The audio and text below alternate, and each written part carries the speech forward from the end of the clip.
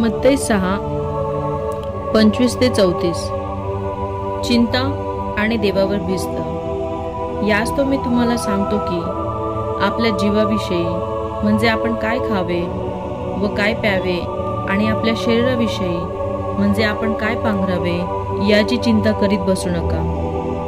अन्नापेक्षा जीव आणि वस्त्रापेक्षा शरीर अधिक आहे की नाही. आकाशातील पाखरांकडे निरखून पहा. ती पेरणी करीत नाहीत, कापणी करीत नाहीत की कोठारात साठवीत नाहीत, तरी तुमचा स्वर्गीय पिता त्यांना खावयास देतो. तुम्ही त्यापेक्षा श्रेष्ठ आहात की नाही. चिंता करून आपल्या आयुष्याची दोरी हातभर वाढवावयास तुमच्यापैकी कोण समर्थ आहे.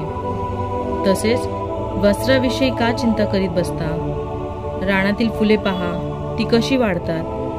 ती कष्ट करीत नाहीत व सूत कातीत नाहीत. तरी मी तुम्हाला सांगतो, शल्मोन देखील आपल्या सर्व वैभवात त्यातला एका सारखा सजला नव्हता. जे रानातले गवत आज आहे व उद्या भट्टीत पडते, त्याला जर देव असा पोशाख घालतो, तर अहो तुम्ही अल्पविश्वासी, तो विशेष करून तुम्हाला पोशाख घालणार नाही काय. यास्तव काय खावे, काय प्यावे, काय पांघरावे असे म्हणत चिंता करीत बसू नका.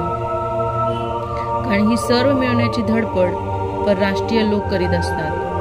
तुम्हाला या सर्वांची गरज आहे हे तुमचा स्वर्गीय पिता जाणून आहे. तर तुम्ही पहिल्याने त्याचे राज्य व त्याचे नीतिमत्व मिळवण्यास झटा, म्हणजे त्याच्याबरोबर याही सर्व गोष्टी तुम्हाला मिळतील. यास्तव उद्याची चिंता करू नका, कारण उद्याची चिंता उद्याला, ज्या दिवसाचे दुःख त्या दिवसाला पुरे.